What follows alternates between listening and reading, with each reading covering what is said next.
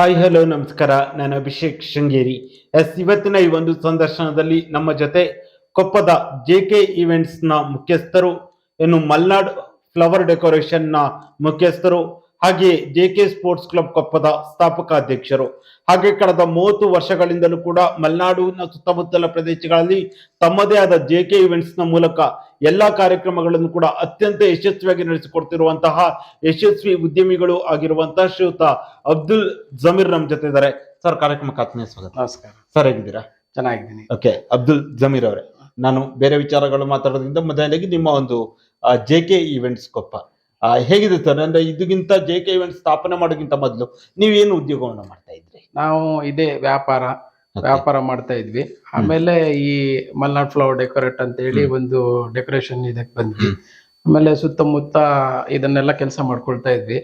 2006ರಲ್ಲಿ ನನಗೆ ಶೃಂಗೇರಿ ಆದಿಚುಂಚನಗಿರಿಯಲ್ಲಿ ಒಬ್ರು PT master ಕರ್ಕೊಂಡೋಗಿ ಶೃಂಗೇರಿ ಪರಿಚಯ ಮಾಡಿಕೊಟ್ರು.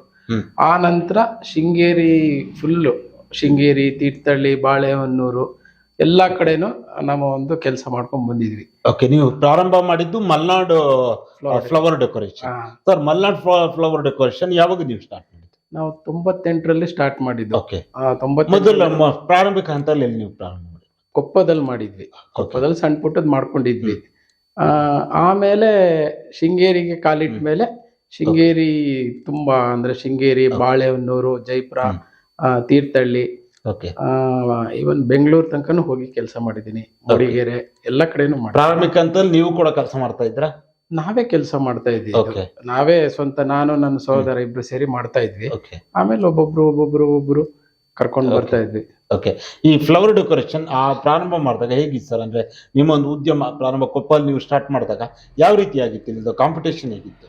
ಕಾಂಪಿಟೇಷನ್ ಅನ್ನೋದಿರ್ಲಿಲ್ಲ, ಕೆಲ್ಸಕ್ಕೆ ಮರ್ಯಾದೆ ಇರ್ತಿತ್ತು. ನಾವು ಗೌರವ ಇತ್ತು, ಆ ಕೆಲ್ಸಕ್ಕೆ ತುಂಬಾ ಗೌರವ ಇತ್ತು. ಎಷ್ಟು ಗೌರವ ಇರ್ತಿತ್ತು ಅಂದ್ರೆ, ನಾವೊಂದು ಕೆಲಸ ಮಾಡಿ ಮುಗಿಸ್ಮೇಲೆ ದೊಡ್ಡ ಶ್ರೀಮಂತರು ಅಂದ್ರೆ ಕೆಲವ್ದು ಇನ್ನು ಇನ್ಸಿಡೆಂಟ್ ಗಳು ಜ್ಞಾಪಕ ಇದೆ. ಆ ಕೆಲಸ ಮುಗಿದ ತಕ್ಷಣ ದುಡ್ಡನ್ನ ಒಂದು ಹರಿವಾಣ ತಟ್ಟೆಯಲ್ಲಿ ಇಟ್ಟು ಅದಕ್ಕೆ ಎಲೆ, ಅಡಕೆ, ಆಮೇಲೆ ದುಡ್ಡು, ಕಾಯಿ ಕೊಟ್ಟು ಕಳಿಸ್ತಾ ಇದ್ರು. ತುಂಬಾ ಗೌರವ ಇತ್ತು ಆ ಕಾಲದಲ್ಲಿ. ಮತ್ತೆ ಇನ್ನೊಂದು, ನಾವು ಈಗ ಹೇಗಿದೆ ಅನ್ಸುತ್ತೆ ನಿಮ್ಗೆ? ಈಗ ಇಲ್ವೇ ಇಲ್ಲ. ಈಗ ಒಂದು ಕೆಲಸ ಇದೆ, ಕೆಲಸ ತುಂಬಾ ಜನ ಇದ್ದಾರೆ ಈ ವ್ಯವಹಾರದಲ್ಲಿ. ಬಟ್ ಒಂದ್ ಕೆಲಸ ನಮ್ದೊಂದು ಅದೇ ಕಲ್ತಿರೋ ಕೆಲಸ ಅದನ್ನ ಮಾಡ್ತಾ ಇದೀವಿ, ಸ್ವಲ್ಪ ಬೇರೆ ಬೇರೆ ರೀತಿ. ತುಂಬಾ ಕಾಂಪಿಟೇಷನ್ ಇದೆ ಈಗ. ಮುಂಚೆ ಈ ಕೆಲಸದಲ್ಲಿ ನಾವೊಂದು ಮನೆಗೆ ಹೋದ್ರೆ, ಒಂದು ಗೌಡ್ರ ಮನೆಗೆ ಹೋದ್ರೆ ಅಲ್ಲಿ ನಮಗೆ ಒಂದು ಕಾಫಿ, ಬಾಳೆಹಣ್ಣು ಅದನ್ನ ಕೊಟ್ಟು ಗೌರವದಿಂದ ಮಾತಾಡ್ತಿದ್ರು. ಅಪ್ಪ ಕರೆದು ನಮ್ಗೆ ಕೆಲಸ ಹೇಳ್ತಾ ಇದ್ರು. ಅಪ್ಪನ ಮಾತು ಮುಖ್ಯವಾಗಿರ್ತಿತ್ತು ಅವಾಗ. ಅವ್ರು ಹೇಳಿದ್ದೇ ಮುಖ್ಯ. ಅಲ್ಲೊಂದು ಗೌಡ್ರ ಮನೆ, ಅಲ್ಲಿ ಹೋದ್ವಿ, ಅಲ್ಲ ಗೌಡ್ರು ಹೇಳಿದ್ದೇ ಮುಖ್ಯವಾಗಿರ್ತಿತ್ತು. ಈಗ ಹಾಗಲ್ಲ. ಈಗ ಅಪ್ಪ ನಮ್ದು ಫೋನ್ ನಂಬರ್ ತಗೊಂಡು ಕೊಡೋದು, ಮಕ್ಕಳು ಮಾತಾಡೋದು, ವಾಟ್ಸಪ್ ಅಲ್ಲಿ ಆಲ್ಬಮ್ ಇಲ್ಲ, ಏನಿಲ್ಲ, ಅವ್ರವರೇ ಮಾತಾಡೋದು. ಆಮೇಲೆ ಲಾಸ್ಟಿಗೆ ಫೋನ್ ಪೇ ಒಂದ್ ಕೆಲಸ ಆಗಿರುತ್ತೆ. ಬದಲಾವಣೆಗಳಾಗಿದೆ, ತುಂಬಾ ಬದಲಾವಣೆ ಆಗಿದೆ. ಅಂದಿನ ಉದ್ಯಮಕ್ಕೂ ಇಂದಿನ ಒಂದು ಫ್ಲವರ್ ಡೆಕೋರೇಷನ್ಗೂ ಯಾವ ರೀತಿಯಾಗಿ ಉದ್ಯಮ ಯಾವ ರೀತಿಯಾಗಿ ಬೆಳೆದಿದೆ? ಉದ್ಯಮ ಆವಾಗ ತುಂಬಾ ಜನರಿಗೆ ಅನ್ನ ಕೊಡ್ತಿತ್ತು ಈ ನಮ್ಮ ಫ್ಲವರ್ ಡೆಕೋರೇಷನ್. ಯಾಕಂದ್ರೆ ಹೂ ಬೆಳೆಸ್ತಾ ಇದ್ರು, ಹೂವಿಂದನೇ ನಡೀತಾ ಇತ್ತು. ನ್ಯಾಚುರಲ್ ಹೂ ಇರ್ತಿತ್ತು. ಆಮೇಲೆ ತುಂಬಾ ಜನರಿಗೆ ಉದ್ಯೋಗ ಕೊಡ್ತಾ ಇತ್ತು. ಈಗಾಗಲ್ಲ, ಒನ್ ಟೈಮ್ ಇನ್ವೆಸ್ಟ್ಮೆಂಟ್, ಆರ್ಟಿಫಿಷಿಯಲ್ ಎಲ್ಲರೂ ಮಾಡ್ತಾರೆ. ಅದನ್ನ ಸುಮ್ನೆ ಇಟ್ರೆ ಸಾಕಂಗ ಆ ಟೈಪ್ ಅಲ್ಲಿ. ಈಗ ಅದು ಕೆಲವೇ ಒಂದು ದೊಡ್ಡವರಿಗೆ ಮಾತ್ರ ಅದರಿಂದ ಲಾಭ. ಹೂ ಬೆಳೆಯೋರೆಲ್ಲ ಈಗ ನಿಲ್ಲಿಸ್ಬಿಟ್ಟಿದ್ದಾರೆ. ಹೂ ಬೆಳೆಯೋರು ಬೆಳೆಸಿರೋ ರೇಟ್ ಅದಕ್ಕೆ ಜಾಸ್ತಿ ಆಗಿದೆ. ಮುಂಚೆ ಆರ್ಟಿಫಿಷಿಯಲ್ಗೆ ಹೆಚ್ಚಿನ ಆದ್ಯತೆ, 90% ಆದ್ಯತೆ. ಈಗ ಹೂ ಬೆಳೆಯೋರು ಬೆಳೆಗಾರರೇ ನಿಲ್ಲಿಸ್ಬಿಟ್ಟಿದ್ದಾರೆ. ಯಾಕಂದ್ರೆ ಅದಕ್ಕೆ ಬೆಲೆ ಇಲ್ಲ. ಎಲ್ರು ಬೆಳೆದ್ರೆ ಬೆಲೆ ಇಲ್ಲ. ಬೆಳೆದಿರೋರು ಈಗ ಬೆಳಿತಾರಲ್ಲ, ಅದಕ್ಕೆ ದುಪ್ಪಟ್ಟು ರೇಟು. ಒಂದಕ್ಕೆ 3-4 ರೇಟ್ ಆಗ್ಬಿಟ್ಟಿದೆ. ಆಯ್ತಾ? ಹಾಗಾಗಿ ನೀವು ತಗೊಳಕ್ ಹೋಗ್ತಿರಲ್ಲ, ಅವಾಗ ಸಿಕ್ಕಾಬಟ್ಟೆ ರೇಟ್ ಆಗೋದು. ಕೊಟೇಶನ್ ನೀವು ಕೊಟ್ಟಾಗ್ಲೂ ಕೂಡ ಅದು ಇಷ್ಟೊಂದು ಆಗತ್ತಾ ಅಂತ ಕೇಳ್ತಾರೆ ರೇಟ್ ಕೂಡ. ಇಲ್ಲ, ನಾವೊಂದು 8-10 ವರ್ಷ ಹಿಂದೆ ಆರ್ಟಿಫಿಷಿಯಲ್ ಹೂ ಹಾಕ್ತಿವಿ ಅಂದ್ರೆ ನಮ್ಮ ಮಲೆನಾಡಿನವರು ಅದಕ್ಕೆ ವಿರೋಧ ವ್ಯಕ್ತಪಡಿಸ್ತಿದ್ರು. ಒರಿಜಿನಲ್ ಏನಾದ್ರೆ ಇರ್ಲಿ, ಒರಿಜಿನಲ್ ಹಾಕಿ ಅಂತ. ಈಗ ಪರಿಸ್ಥಿತಿ ಬದಲಾಗಿದೆ. ಈಗ ಅದಕ್ಕೆ ಒಗ್ಗೋಗ್ಬಿಟ್ಟಿದ್ದಾರೆ. ಅಲ್ವಾ? ಜೊತೆಲಿ ಜಮೀರ್ ಅವರೇ, ಪ್ರೆಸೆಂಟ್ ನಿಮ್ಮ ಒಂದು ಫ್ಲವರ್ ಡೆಕೋರೇಷನ್, ನಾನು ಈವೆಂಟ್ ಮ್ಯಾನೇಜ್ಮೆಂಟ್ ಬಗ್ಗೆ ಆಮೇಲೆ ಮಾತಾಡ್ತೀನಿ. ನಿಮ್ಮ ಒಂದು ಫ್ಲವರ್ ಡೆಕೋರೇಷನ್ ಈಗ ಯಾವ ರೀತಿಯಾಗಿ ನಡೀತಾ ಇದೆ ಮತ್ತೆ ಯಾವೆಲ್ಲ ರೀತಿ ಫ್ಲವರ್ ಡೆಕೋರೇಷನ್ ನೀವು ಮಾಡ್ತೀರಾ ಈಗ? ಫ್ಲವರ್ ಡೆಕೋರೇಷನ್ ಈಗ ಚೆನ್ನಾಗಿ ನಡೀತಾ ಇದೆ ದೇವ್ರದಿಂದ, ಆದ್ರೆ 90 ಭಾಗ ಆರ್ಟಿಫಿಷಿಯಲ್ ಹೂವಿನಲ್ಲೇ ನಡೀತಾ ಇದೆ. ಓಕೆ. ಮತ್ತೆ ಏನಾದ್ರೂ ಈಗ ಮದುವೆ ಹಾರಗಳು ಸ್ವಲ್ಪ ಒಂದು 10% ಒರಿಜಿನಲ್ ಹೂ ಆ ಟೈಪ್ ಅಲ್ಲಿ ನಡೀತಾ ಇದೆ. ಹಾಗಾಗಕ್ ಹೋಗಿ ಈಗ ಸ್ವಲ್ಪ ಪೆಟ್ಟು ತುಂಬಾ ಕಾಂಪಿಟೇಷನ್, ಎಲ್ಲಾ ಕಡೆಯನ್ನು ಕಾಂಪಿಟೇಷನ್ ಆಗಿದೆ. ಆದ್ರೆ ನಮ್ಮ ಹಿರಿಯರು ಅಂದ್ರೆ ನಾವು ಒಂದು ಎಷ್ಟು ಜನ ಇದೀವಿ ಹಿರಿಯರು ಅಂತೇಳಿ, ಹಂಗಾಗಿ ನಮ್ಗೆ ಎಲ್ಲ ಕ್ಷೇತ್ರದ ಅಂತ ಈಗ ಶೃಂಗೇರಿ, ಈಗ ಒಂದು ವರ್ಷದಲ್ಲಿ ಒಂದು ಸೀಸನ್ ಇರುತ್ತಾ, ನಾವು ಶೃಂಗೇರಿ, ತೀರ್ಥಹಳ್ಳಿ, ಬಾಳೆಹೊನ್ನೂರು ಎಲ್ಲ ಕಡೆನೂ, ಮಡಬೂರು ಅಂತ ಕಡೆ ಕೆಲಸ ಮಾಡ್ತೀವಿ. ಯಾಕಂದ್ರೆ ಹಿರಿಯರು ಈಗ ಮುಂಚಿನ ಗಿರಾಕಿಗಳು ಇರ್ತಾರಲ್ಲ, ಅವ್ರ ಮದ್ವೆಗೆ ಮಾಡಿದವ್ರದ್ದು ಈಗ ಅವ್ರ ಮಕ್ಕಳು ಮದ್ವೆಗೂ ನಾವು ಡೆಕೋರೇಷನ್ ಮಾಡ್ತೀವಿ. ಓಕೆ. ಹೇಗನ್ಸುತ್ತಾ ಒಂದು ಹಿಂದಿನ ಜನರೇಷನ್ ಮಾಡಿದ್ರೆ ಈಗಿನ ಜನರೇಷನ್ ಮಾಡ್ತಿರುವಂತದ್ದು ಒಂದೇ ಕುಟುಂಬದ ಈಗ ಮಾಡಿದ್ರೆ ಹೇಗನ್ಸುತ್ತೆ ನಿಮಗೆ? ಅದು ಏನು ವ್ಯತ್ಯಾಸ ಅನ್ಸಲ್ಲ, ಆದ್ರೆ ಹಿಂದಿಂದು ಜನರೇಷನ್ ತುಂಬಾ ಚೆನ್ನಾಗಿರ್ತಿತ್ತು. ತುಂಬಾ ಒಂದು ಎಲ್ಲ ಫ್ಯಾಮಿಲಿ ಎಲ್ಲ ಗೌರವದಿಂದ ಇರ್ತಿತ್ತು. ಈಗ ದುಡ್ಡಿಗಾಗಿ ಓನ್ಲಿ ಬಿಸ್ನೆಸ್, ಇದ್ರಲ್ಲಿ ಸೆಂಟಿಮೆಂಟ್ ಇರಲ್ಲ, ಓನ್ಲಿ ಬಿಸ್ನೆಸ್ ಇರುತ್ತೆ ಅಷ್ಟೇ, ಬೇರೆ ಯಾವುದೇ ಕಾರಣಕ್ಕಿರಲ್ಲ. ಹಿಂದೆ ನೀವು ಫ್ಲವರ್ ಕೊಡಿ ಅಜಗಜಾಂತರ ವ್ಯತ್ಯಾಸ ಇರುವಂತದ್ದು. ನಿಮ್ಮ ಒಂದು ಫ್ಲವರ್ ಡೆಕೋರೇಷನ್ ನ ಈಗ ನಿಮ್ಮ ಒಂದು ಉದ್ಯಮ ಯಾವ್ಯಾವ ಭಾಗದಲ್ಲಿ ನೀವು ವಿಸ್ತಾರ ಮಾಡಿದ್ದೀರಾ? ನಾವು ಈಗ ಚಿಕ್ಕಮಗಳೂರು ಡಿಸ್ಟಿಕ್, ಶಿವಮೊಗ್ಗ, ಅಲ್ಲೇ ಚಿಕ್ಕಮಗಳೂರು ಡಿಸ್ಟಿಕ್ ಅಲ್ಲಿ ಅಂದ್ರೆ ಎಲ್ಲ ಕಡೆ, ಚಿಕ್ಕಮಗಳೂರಿಂದ ಹಿಡಿದು ಮೂಡಿಗೆರೆ ಎಲ್ಲ ಕಡೆ ಮಾಡಿದ್ವಿ. ಆಮೇಲೆ ಶಿವಮೊಗ್ಗ, ಆಮೇಲೆ ಸೌತ್ ಕೇಂದ್ರಕ್ಕೆ ಮುಂಚೆ ಹೋಗ್ತಾ ಇದ್ವಿ. ಈಗ ಇತ್ತೀಚಿನ ದಿನಗಳಲ್ಲಿ ಅದು ವಿರಳ ಆಗಿದೆ, ಯಾಕಂದ್ರೆ ಅಲ್ಲಿ ಕೆಲವೊಂದು ಸಮಸ್ಯೆಗಳು ಉದ್ಭವ ಆಗುತ್ತೆ. ಅಲ್ಲಿ ದುಡ್ಡಿನಕ್ಕಿಂತನೂ ಜಾತಿ ನೋಡಿ ಕೆಲಸ ಕೊಡೋದು, ಆ ರೀತಿಯಿಂದ ಸ್ವಲ್ಪ ನಮಗೆ ಹಿನ್ನಡೆ ಆಗಿದೆ. ಆದ್ರೆ ಅದೊಂದು 10% ಮಾತ್ರ. 90% 90 ಭಾಗ ಅದನ್ನ ನೋಡದೆ ನಮಗೆ ಕೆಲಸ ನೋಡಿ ಕೊಡೋರು ಇದ್ದಾರೆ. ನಮ್ ಕೆಲಸ ನೋಡಿ ಆದ್ರಿಂದ ನಾವು ಇವಾಗ ಜೀವನ ಮಾಡ್ತಾ ಇದೀವಿ. ಜಾತಿ ನೋಡಿ ಕೊಡೋರು ಒಂದು 10% ನೋಡದೆ ಕೆಲಸ ನೋಡಿ ಕೊಡೋರು 90 ಭಾಗ ಇದ್ದಾರೆ. ಜಾತಿ ನೋಡಿ ಕೊಡೋರು ಒಂದು 10 ಭಾಗ ಇದ್ದಾರೆ. ಹಂಗಾಗಿ ನಮಗೆ ಜೀವನಕ್ಕೆ ತೊಂದರೆ ಇಲ್ಲ ದೇವ್ರದಿಂದ. ಓಕೆ. ಜಮೀರ್ ಅವರೇ, ಈಗ ಫ್ಲವರ್ ಡೆಕೋರೇಷನ್ ಒಂದಾರೆ ಈವೆಂಟ್ ಮ್ಯಾನೇಜ್ಮೆಂಟ್ಗಳನ್ನ ಕೂಡ ನೀವು ಪ್ರಾರಂಭ ಮಾಡಿರುವಂಥದ್ದು. ನೀವು ದೊಡ್ಡ ದೊಡ್ಡ ಇವೆಂಟ್ಗಳನ್ನ ಕೂಡ ಆರ್ಗನೈಸ್ ಮಾಡ್ತೀರಾ. ಅಲ್ಲಿ ಡೆಕೋರೇಷನ್ ಇಂದ ಹಿಡಿದು ಅಲ್ಲಿನ ಪ್ರತಿಯೊಂದು ವ್ಯವಸ್ಥೆಯ ಜೊತೆಗೆ ಊಟದ ವ್ಯವಸ್ಥೆ ಎಲ್ಲವೂ ಕೂಡ ನೀವು ಮಾಡುವಂಥದ್ದು. ಈ ಒಂದು ಇವೆಂಟ್ ಮ್ಯಾನೇಜ್ಮೆಂಟ್ ಪ್ರಾರಂಭ ಮಾಡಿದೆ ಯಾವಾಗ? ಇದು ಇವೆಂಟ್ ಮ್ಯಾನೇಜ್ಮೆಂಟ್ ಒಂದು ಜಾಸ್ತಿ ವರ್ಷ ಆಗಿಲ್ಲ, ಒಂದು 3 ವರ್ಷ ಆಯ್ತು. ಈಗ ಏನು ನಮ್ ಫ್ಲವರ್ ಡೆಕೋರೇಷನ್ ಸ್ವಲ್ಪ ಕಮ್ಮಿ ಆಗ್ತಾ ಇದೆ ಅನ್ನೋತ್ತಿಗೆ ನಾವೀಗ ಫುಡ್ ಸೆಕ್ಷನ್ ಅದನ್ನೆಲ್ಲ ಒಂದೊಂದೇ ಪ್ರಾರಂಭಿಕ ಹಂತ. ಈಗ ಒಂದು ವರ್ಷಕ್ಕೆ ಸ್ವಲ್ಪ ಇಂಪ್ರೂವ್ಮೆಂಟ್ ಆಗ್ತಿದ್ವಿ. ಇನ್ನು ಕಳೆದ ವರ್ಷ ದೇವ್ರದಿಂದ ಒಂದು ತುಂಬಾ ಇಂಪ್ರೂವ್ಮೆಂಟ್ ಆಗಿದ್ವಿ. ಇನ್ನು ಈ ವರ್ಷ ನೋಡ್ಬೇಕಂಗೆ. ನಿಮ್ಮ ಇದ್ರಲ್ಲಿ ಯಾವೆಲ್ಲ ಇವೆಂಟ್ ಗಳನ್ನ ನೀವು ಆರ್ಗನೈಸ್ ಮಾಡ್ತೀರಾ? ಈಗ ನಾವು ಮ್ಯಾರೇಜ್ ಇವೆಂಟ್ಸ್, ಆಮೇಲೆ ಏನಾದ್ರೂ ಒಂದು ಊಟದ ಮನೆ ಅಂತ ಇರುತ್ತೆ, ನಮ್ಮ ಬಾಳೂಟ ಅಂತ ಇರುತ್ತೆ ಫಂಕ್ಷನ್, ನಮ್ಮ ಗೌಡ್ರ ಕಲ್ಚರ್ ಅಲ್ಲಿ ಅವ್ರ ಮನೆಲ್ಲ ಆ ರೀತಿ ಇರುತ್ತೆ, ಎಲ್ಲ ವಹಿಸ್ಕೊಂಡು ಮಾಡಿಕೊಟ್ಟು ಬರ್ತೀವಿ.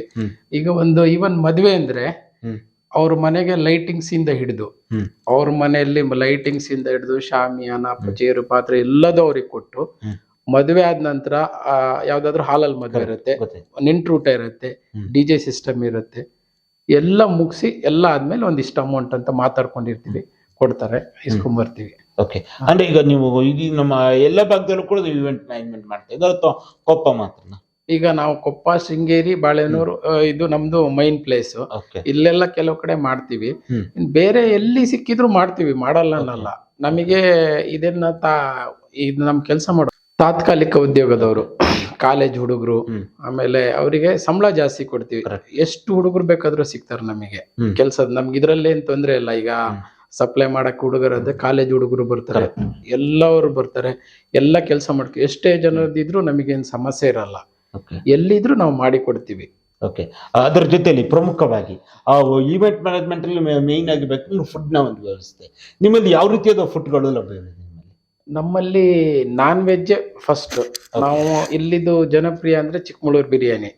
ಇದರಲ್ಲಿ ನಮ್ಮ ಕಸಿನ್ ಒಬ್ರು ಇದಾರೆ, ಮೈನ್ ಕುಕ್. ಅವ್ರ ಫುಡ್ ಸೆಕ್ಷನ್ ಅಂದ್ರೆ ಅವ್ರನ್ನ ವಹಿಸ್ಕೊಟ್ಬಿಡ್ತೀವಿ.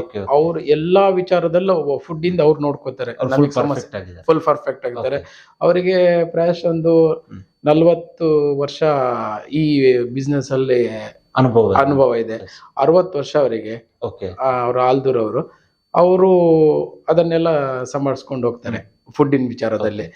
ವೆಜ್ ಅಕಸ್ಮಾತ್ ಸಿಕ್ಕಿದ್ರೆ ಮತ್ ನಮ್ ಸ್ನೇಹಿತರೆಲ್ಲ ಇರ್ತಾರೆ, ಅಂದ್ರೆ ಇಲ್ಲಿ ಅರ್ಜುನ್ ಭಟ್ರು ಅಂತ ಸ್ವಲ್ಪ ಇದೆ, ನಮಗೆ ಹೊಂದ್ಕೊಳ್ಳೋರು. ಓಕೆ ರವಿ ಭಟ್ರು ಇದಾರೆ, ಆಮೇಲೆ ಭಾರದ್ವಾಜ್ ಕ್ಯಾಟ್ರಸ್ ಅಂತ ಅವ್ರಿಗೆ ವಹಿಸ್ಬಿಡ್ತೀವಿ. ಯಾಕಂದ್ರೆ ನಮಗೆ ಅದಕ್ಕೆ ಅದೇ ಸಪ್ರೇಟ್ ಮಾಡ್ಬಿಡ್ತೀವಿ. ಅಂದ್ರೆ ವೆಜ್ ಸಪ್ರೇಟ್, ಯಾಕಂದ್ರೆ ಅದೇ ಸಪರೇಟ್ ನಾನ್ ವೆಜ್ ಸಪ್ರೇಟ್, ಅದೇ ಸಂಪ್ರದಾಯ ಟೈಪ್ ಬರ್ಲಿ ಅಂತ ಓಕೆ ಈಗ ಆ ರೀತಿ ಮಾಡ್ತಾ ಇದೀವಿ. ಓಕೆ ನಡ್ಕೊಂಡು ಹೋಗ್ತಾ ಇದೆ. ಓಕೆ, ನಿಮ್ಮ ಒಂದು ಇವೆಂಟ್ ಮ್ಯಾನೇಜ್ಮೆಂಟ್ ಪ್ರಸ್ತುತ ಹೇಗೆ ನಡೀತಾ ಇದೆ, ಜೊತೆಗೆ ಏನ್ ಹೇಳ್ತೀರಿ ಇದ್ರ ಕುರಿತಾಗಿ? ಈವೆಂಟ್ ಮ್ಯಾನೇಜ್ಮೆಂಟ್ ತುಂಬಾ ಚೆನ್ನಾಗಿ ನಡೆಯುತ್ತೆ, ಆದ್ರೆ ತುಂಬಾ ಶ್ರಮ ಬೇಕು. ತುಂಬಾ ಶ್ರಮ ಅಂದ್ರೆ ಇದರಲ್ಲಿ ದುಡ್ಡು ಇದೆ, ಅಷ್ಟೇ ಶ್ರಮನೂ ಬೇಕು. ಎಫರ್ಟ್ ತುಂಬಾ ಎಫರ್ಟ್ ಆಗ್ಬೇಕು. ನಾವು ಎಲ್ಲದನ್ನು ವಹಿಸ್ಕೋತೀವಿ. ಈಗ 1,000 ಜನರದ್ದು ಮದುವೆ ಅಂದ್ರೆ ಎಲ್ಲದೂ ವಹಿಸ್ಕೊಂಡಿರ್ತೀವಿ. ವಾದ್ಯದವರಿಂದ ಹಿಡಿದು, ಕ್ಲೀನಿಂಗ್ ಇಂದ ಹಿಡಿದು, decoration, lightings, cameraman, LED wall ಎಲ್ಲದನ್ನು ವಹಿಸ್ಕೊಂಡಿರ್ತೀವಿ. ಯಾವನಾದ್ರೂ ಒಬ್ಬ ಕೈ ಕೊಟ್ರೆ ಅದನ್ನ ರೀಪ್ಲೇಸ್ಮೆಂಟ್ ಮಾಡುವಂತದ್ದು ಕೆಪಾಸಿಟಿ ಆ ಟೈಮಿಗೆ. ಈಗ ಒಂದು ಮದುವೆ ಮುಹೂರ್ತ 10:30 ಅದ್ರ ನಂತರ ಬಂದಿದ್ದು ಯಾವ್ದು ಯೂಸಿಗೆ ಬರಲ್ಲ. ಅವರು ಬರೋದ್ರೊಳಗಡೆ ಅರೇಂಜ್ಮೆಂಟ್ ಮಾಡ್ತೀವಲ್ಲ, ಆ ಸಾಹಸ ಪಟ್ಟು ಮಾಡ್ತೀವಲ್ಲ, ಆ ಟ್ಯಾಲೆಂಟ್ ನಮ್ಮಲ್ಲಿ ಇದ್ರೆ ಇದ್ರಲ್ಲಿ ಮುಂದುವರಿಬಹುದು. ಇಲ್ಲಾಂದ್ರೆ ಬಿದ್ದೋಗ್ತಾರೆ. ತುಂಬಾ ಜನ ಟ್ರೈ ಮಾಡ್ತಾರೆ, ಆದ್ರೆ ಆ ರೀಪ್ಲೇಸ್ಮೆಂಟ್ ಮಾಡೋದು ಅದನ್ನೆಲ್ಲ ಆಗದೆ ಕೈ ಬಿಟ್ಟು ಹೋಗ್ಬಿಡ್ತಾರೆ. ಓಕೆ, ಜಮೀರ್ ಅವರೇ, ನಿಮ್ಮ ಒಂದು ಫ್ಲವರ್ ಡೆಕೋರೇಷನ್ ಆಗಿರ್ಬೋದು, ಇವೆಂಟ್ ಮ್ಯಾನೇಜ್ಮೆಂಟ್ ನ ಈ ಒಂದು ಸಕ್ಸಸ್ಗೆ ಕಾರಣ ಏನು? ಸಕ್ಸಸ್ಗೆ ಶ್ರಮ ಮತ್ತೇನಿಲ್ಲ, ಶ್ರಮನೇ. ಅದು ಇದ್ರೇನೆ ಕೆಲಸ ಗೊತ್ತಿರಬೇಕು, ಮತ್ತೊಂದು ಸ್ವಲ್ಪ ಟ್ಯಾಲೆಂಟ್ ಇರಬೇಕು. ಅಂದ್ರೆ ಟ್ಯಾಲೆಂಟ್, ಶ್ರಮ ಪಟ್ರೆ ಮಾತ್ರ ಇದಾಗದು. ಅದೇ ಸಕ್ಸಸ್. ಅದರ ಜೊತೆಯಲ್ಲಿ ಈಗ ಯಾರೋ ಒಬ್ರು ಕಸ್ಟಮರ್ಸ್ ಅಥವಾ ಯಾವ್ದೊಂದು ಕಾರ್ಯಕ್ರಮವನ್ನ ಮಾಡ್ಬೇಕು ನಿಮ್ಮ ಹತ್ರ ಬರ್ತಾರಂದ್ರೆ ನೀವು ಅವರಿಗೆ ಅದ್ರ ತಕ್ಕ ಹಾಗೆ ಅದಕ್ಕೆ ಕ್ವಾಲಿಟಿಯನ್ನ ಕೊಡ್ಬೇಕಾಗುತ್ತೆ. ಹಾಗೆ ಒಬ್ರು ಕಸ್ಟಮರ್ ನಿಮ್ಮ ಹತ್ರ ಯಾಕೆ ಬರ್ಬೇಕಾಗುತ್ತೆ? ಕಸ್ಟಮರ್ ನಮ್ಮ ಹತ್ರ ಯಾಕೆ ಬರ್ಬೇಕಂದ್ರೆ ನಾವು ಕೆಲಸ ಮಾಡ್ತೀವಿ ಅನ್ನೋ ನಂಬಿಕೆ ಇದ್ರೆ ಅವ್ರು ಬರ್ತಾರೆ. ಓಕೆ, ನಮ್ಗೆ ವಿಸಿಟಿಂಗ್ ಕಾರ್ಡ್ ನಾವು ಮಾಡಿರಲ್ಲ, ನಮಗೆ ವಿಸಿಟಿಂಗ್ ಕಾರ್ಡೇ ಒಬ್ಬ ಕಸ್ಟಮರ್. ಆ ಕಸ್ಟಮರೇ ಹೇಳ್ತಾರೆ ನೀವು ಇಂಥವ್ರ ಹತ್ರ ಹೋಗಿ ಅಂತ. ಈಗಿನ ಜನರೇಷನ್ ಹುಡುಗರೆಲ್ಲ ಬೆಂಗಳೂರಲ್ಲಿ ಇರ್ತಾರೆ, ಬೆಂಗಳೂರಲ್ಲೇ ಕೆಲಸ. ನಮಗ್ ಬೆಂಗಳೂರಿಂದ ಫೋನ್ ಬರುತ್ತೆ, ನಮ್ ದೊಡ್ಡಪ್ಪ ಕೊಟ್ಟಿದ್ದು ಅಥವಾ ಚಿಕ್ಕಪ್ಪ ಕೊಟ್ಟಿದ್ದು, ಅಂತವ್ರು ಕೊಟ್ಟಿದ್ದು, 16ನೇ ತಾರೀಕು ಮದ್ವೆ ಆಗಿದ್ದು, 18ನೇ ತಾರೀಕು ಇವ್ರು ಕೊಟ್ಟಿದ್ದು, ನಮ್ಗೆ ಇಂಥ ಡೇಟಿಗೆ ಇಂಥ ಆಗ್ಬೇಕು, ಎಷ್ಟು ಅಂತ ಬಜೆಟ್ ಎಲ್ಲ ಮಾತಾಡ್ಕೊತೀವಿ. ಆಮೇಲೆ ಒಂದು ಹೊಂದಾಣಿಕೆ ಮಾಡ್ಕೊಂಡು ಮಾಡಿ ಕೊಡ್ತೀವಿ. ಓಕೆ, ಅದರ ಜೊತೆಯಲ್ಲಿ ನಾನು ಈವೆಂಟ್ ಮ್ಯಾನೇಜ್ಮೆಂಟ್, ಫ್ಲವರ್ ಡೆಕೋರೇಷನ್ ಇದರ ಜೊತೆಗೆ ನೀವು ಸ್ಪೋರ್ಟ್ಸ್ ಅಲ್ಲೂ ಕೂಡ ಆಸಕ್ತಿನ ಹೊಂದಿರುವಂತದ್ದು. ನಿಮ್ದೇ ಆದ JK ಸ್ಪೋರ್ಟ್ಸ್ ಕ್ಲಬ್ ನ ಸ್ಥಾಪಕ ಅಧ್ಯಕ್ಷರು. ಈ ಒಂದು ಕ್ರಿಕೆಟ್ ಆಗಿರ್ಬೋದು, ಇಂದು ಸ್ಪೋರ್ಟ್ಸ್ ನ ಕುರಿತಾಗಿ ಏನ್ ಹೇಳ್ತೀರಾ? ಸ್ಪೋರ್ಟ್ಸ್ ಈಗ ಅದೂನು ಒಂಥರ ಈಗ ವ್ಯವಹಾರಿಕವಾಗ್ಬಿಟ್ಟಿದೆ. ನಾವು JK ಸ್ಪೋರ್ಟ್ಸ್ ಸ್ಟಾರ್ಟ್ ಮಾಡಿದ್ದು 4 ಜನ ಸೇರಿ, ಸಾಲಿಮು, ಚಿರಂಜಿತ್, ವಿನಯ್ ಅಂತ ಲಾಯರ್ ಆಗಿದ್ದಾರೆ, ಮತ್ತೆ ನಾವು. ಆದ್ರೆ ಅವರು ಕೊಪ್ಪ ಕಂಡ ಅತ್ಯಂತ ಶ್ರೇಷ್ಠ ಆಟಗಾರರಾಗಿದ್ರು. ಅವ್ರು 3 ಜನ, ವಿನಯ್ ಕುಮಾರ್, ಆಮೇಲೆ ಚಿರಂಜಿತ್, ಸಾಲಿಮ್ ಅಂತ. ಅವರೆಲ್ಲ ಬೇರೆ ಬೇರೆ ಟೀಮಲ್ಲಿ ಆಡ್ತಾ ಇದ್ರು. ಅವರನ್ನೆಲ್ಲ ಒಂದು ಟೀಮಲ್ಲಿ ಹಾಕೊಂಡು ಒಂದು ಟೀಮ್ ನಾವು 4 ಜನ ಮಾತಾಡಿ ಒಂದು JK ಸ್ಪೋರ್ಟ್ಸ್ ಅಂತ ನಾಡಿ 2007-8 ಸ್ಟಾರ್ಟ್ ಮಾಡಿದ್ದು. ಸತತವಾಗಿ ಒಂದು 5 ವರ್ಷ ಶೃಂಗೇರಿ ಕ್ಷೇತ್ರದ ಎಷ್ಟು ಟೂರ್ನಮೆಂಟ್ ಹಿಡಿದೆ ಅದರಲ್ಲಿ ಸಿಂಹಪಾಲು ಅಂದ್ರೆ ಒಂದು 90% ಟ್ರೋಫಿಯನ್ನ ನಾವು JK ಸ್ಪೋರ್ಟ್ಸ್ ಅವ್ರು ಹೊಡೆದಿದ್ವಿ. ಸರಿ ಸುಮಾರು ಒಂದು 65-70 ಟ್ರೋಫಿನ ಕಂಟಿನ್ಯೂ ಹೊಡ್ಕೊಂಡ್ ಬಂದ್ವಿ, ದಿಗ್ವಿಜಯ ಮಾಡ್ಕೊಂಡ್ ಬಂದ್ವಿ. ಆಮೇಲೆ ಕೆಲವು ಕಾರಣಾಂತರಗಳಿಂದ ನಮ್ಮಲ್ಲೇ ಒಂದ್ ಸ್ವಲ್ಪ ಭಿನ್ನಾಭಿಪ್ರಾಯ ಮತ್ತೆ ಕೆಲಸ, ಅದರಿಂದ ಅದು ಆ ಕ್ಲಬ್ ಒಂದ್ ಸ್ವಲ್ಪ ದೂರ ಆಯ್ತು. ಆದ್ರೆ ಆ ಕ್ಲಬ್ ಅಲ್ಲಿ ಗ್ರಾಮೀಣ ಪ್ರತಿಭೆಗಳು ಈಗಲೂ ಸಹ ಕ್ಲಬ್ ರಿಜಿಸ್ಟರ್ ಆಗಿದೆ. KCA ಕರ್ನಾಟಕ ಲೀಗ್ ಅಲ್ಲಿ 2nd ಡಿವಿಷನ್, 3rd ಡಿವಿಷನ್ ಎಲ್ಲ ಆಡಿದ್ದಾರೆ. ತುಂಬಾ ಜನ ರಾಜ್ಯ ಮಟ್ಟದಲ್ಲಿ ಆಡಿದ್ದಾರೆ. ನಮ್ಮ ಸ್ಥಾಪಕ ಸದಸ್ಯರಾದ ವಿನಯ್ ಕುಮಾರ್ ಅವರು ಈ ಲಾಯರ್ ಅವ್ರದ್ದು ಇದಿರುತ್ತೆ ಟೂರ್ನಮೆಂಟ್, ಅದರಲ್ಲಿ ರಾಜ್ಯ ಮಟ್ಟಕ್ಕೆ ಎಲ್ಲ ಆಡಿದ್ದಾರೆ. ಹೊನ್ನಾವರದಲ್ಲಿ ಟೂರ್ನಮೆಂಟ್ ನಡೆದಾಗ ಅದರಲ್ಲಿ TV ಎಲ್ಲ ತಗೊಂಡಿದ್ದಾರೆ. ತುಂಬಾ ಗ್ರಾಮೀಣ ಭಾಗದ ಕೆಲವು ಪ್ರತಿಭೆಗಳಿಗೆ ಗೊತ್ತಾನೆ ಇರ್ಲಿಲ್ಲ, ಒಳ್ಳೊಳ್ಳೆ ಆಟಗಾರನ್ನ ಕರ್ಕೊಂಡ್ಬಂದು ನಾವು ಆಡ್ಸಿದೀವಿ. Okay, done. ಅದರ ಜೊತೆಲಿ ಪ್ರಮುಖವಾಗಿ ನಿಮ್ಮ ಒಂದು ಫ್ಲವರ್ ಡೆಕೋರೇಷನ್ ಹಾಗೂ ಇವೆಂಟ್ ನ ಕುರಿತಾಗಿ ನಮ್ಮ ಮಲೆನಾಡಿನ ಜನತೆಗೆ ಕೊನೆಯದಾಗಿ ಏನ್ ಹೇಳಕ್ ಬಯಸ್ತೀರಾ? ಕೆಲಸ ನೋಡಿ, ಕೆಲಸ ಕೊಡಿ, ಕೆಲಸ ಮಾಡೋರಿಗೆ ಕೆಲಸ ಕೊಡಿ. ದಯವಿಟ್ಟು ಜಾತಿ ನೋಡಿ ಕೆಲಸ ಕೊಡೋಕೋಬೇಡಿ. ಈಗಿನ ಪರಿಸ್ಥಿತಿ ಯಾವ ರೀತಿ ಇದ್ರೆ, ಕೆಲವು ಈಗೇನಂದ್ರೆ ಯಂಗ್ ಜನರೇಷನ್ ಕಸ್ಟಮರ್ಗಳು ಏನ್ ಹೆಸರು ಕೇಳ್ತಾರೆ, ಜಮೀರ್ ಅಂತ ಹೇಳ್ತೀವ, ಅವಾಗ ಆಮೇಲೆ ಅದು ತನ್ನಿಂತಾನೇ ನಿಂತೋಗ್ಬಿಡತ್ತೆ. Correct. ಆಯ್ತಾ. ಆದ್ರೆ ನಮಗೆ ಇನ್ನು ಮಲೆನಾಡಿನ ಕೆಲವು ಭಾಗಗಳಲ್ಲಿ ತುಂಬಾ ಭಾಗಗಳಲ್ಲಿ ನಮಗೆ ಅವ್ರ ಹೆಸರು ಗೊತ್ತಿಲ್ಲ, ಅವ್ರಿಗೆ ನಮ್ಮ ಹೆಸರು ಗೊತ್ತಿಲ್ಲ. ಅವ್ರಿಗೆ ಒಂದೇ ಗೊತ್ತಿರೋದು ಡೆಕೋರೇಷನ್ ಸಾಹೇಬ್ರು ಅಂತ. Yes. ಆದ್ರೆ ನಾವು ಅವರಿಗೆ ಗೌಡ್ರು, ಶೃಂಗೇರಿ ಗೌಡ್ರು, ಕೊಪ್ಪ ಗೌಡ್ರು, ಓಣಿಮನೆ ಗೌಡ್ರು, ಹಂಗೆ ಆ ರೀತಿ ನಮಗೆ ಗೌಡ್ರು. ಆದ್ರೂ ಈಗ್ಲೂ ನಾವು ಎಲ್ಲಿ ಹೋದ್ರು, ಯಾವ ಸರ್ಕಾರಿ ಕಚೇರಿಗಳಿಗೆ ಏನಾದ್ರು ಕೆಲ್ಸಕ್ಕೆ ಹೋದ್ರೆ ಒಬ್ಬೊಬ್ರು ಅಲ್ಲಿ ಇರ್ತಾರೆ ನಮ್ಮವರು. ಅಂದ್ರೆ ನಾವು ಆ ಮದುವೆಗೆ ಡೆಕೋರೇಷನ್ ಮಾಡಿರ್ತೀವಿ ಅಥವಾ ಇನ್ನು ಯಾವ್ದಾದ್ರು ಒಂದು, ನಮಗೆ ಸಹಾಯ ಮಾಡ್ತಾರೆ ತುಂಬಾ. ಈ ವಿಷಯ ಯಾಕೆ ಹೇಳ್ತೀನಿ ಅಂದ್ರೆ, ಕೊರೋನಾ ಟೈಮಲ್ಲಿ ನಮ್ಮ ಕೊಪ್ಪ ಮತ್ತೆ ತೀರ್ಥಹಳ್ಳಿಯಲ್ಲಿ ಮಧ್ಯದಲ್ಲಿ ಗಡಿಕಲಲ್ಲಿ ಗಡಿ ಭಾಗ ಹಾಕಿದ್ರು. ಆ ಗಡಿ ಭಾಗದಲ್ಲಿ ನಮಗೆ, ನಾವು ಹೂವಿನ ವ್ಯಾಪಾರ ಮಾಡ್ತಾ ಇರ್ತಿದ್ವಿ, ಅದು ಡೆಕೋರೇಷನ್ ಹೂವೆಲ್ಲ ಬರ್ತಾ ಇತ್ತು, ತೀರ್ಥಹಳ್ಳಿಗೆ ಬರ್ತಿತ್ತು, ನಾವು ತರ್ತಿದ್ವಿ. ಆವಾಗ ನಮಗೆ ಅಲ್ಲಿ ತರಕ್ ಪರ್ಮಿಷನ್ ಬೇಕು ಅಂತ ಇತ್ತು. ನಾನು ಪರ್ಮಿಷನ್ಗೆ ಅಲ್ದಾಡಿ ಸುಸ್ತಾಗಿದೆ. ತಾಲೂಕ್ ಆಫೀಸಲ್ಲಿ ಒಂದ್ಕಿತ ಹೋಗೋತ್ತಿಗೆ ಒಬ್ರು ನೆಮ್ಮರಿಂದ ಗೌಡ್ರು, ಅವ್ರ ಮದ್ವೆಗೆ ಡೆಕೋರೇಷನ್ ಮಾಡಿದ್ರೆ, ಅವರು ಒಳ್ಳೆ ಆಫೀಸರ್, ನಮಗ್ ಗೊತ್ತಿಲ್ಲ.